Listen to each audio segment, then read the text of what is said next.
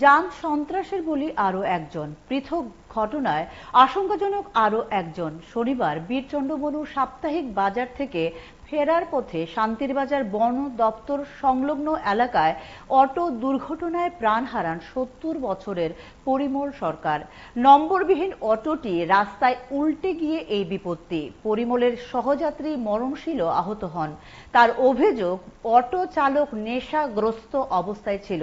নিহত ব্যক্তির বাড়ি বিলোনিয়া মহকুমার মতাই এলাকায়। অপরদিকে একই দিনে বাইখোড়া থানার কলসির বুক এলাকায় দুর্ঘটনার শিকার হন বৃদ্ধা শান্তিদেবী ত্রিপুরা।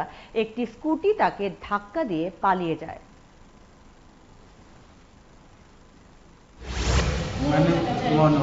মনে যাইতেছে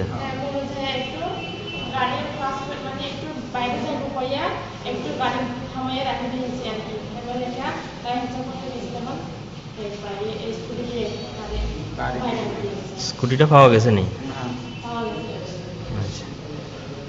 বয়সটা কিরকম হইব?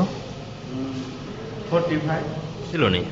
না পাই নাই, মানে স্কুটি চলে গেছে, মানে থানাতে, মানে নাম্বার পাইছে থানাতে গেছে। স্কুটিটা বাড়ি দিয়ে গেছে?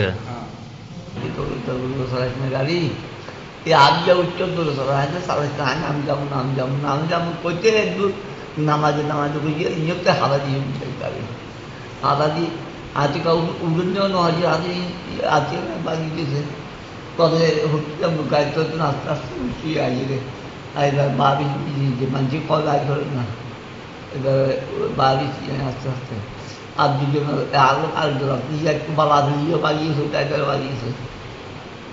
যে মারা গেছে তার নামটা কি? পরিমল সরকার।